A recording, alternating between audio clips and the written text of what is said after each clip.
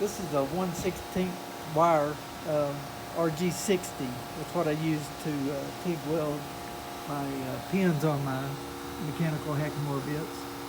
And Landon, my cameraman right here, is going to video me while I do this. And that is Landon right there.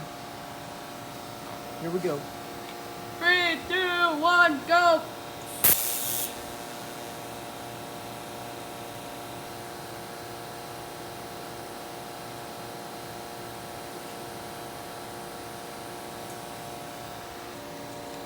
And Let's take a look at. When I get over to the saddle shop, when I get to the saddle shop, I'll oil the nose band.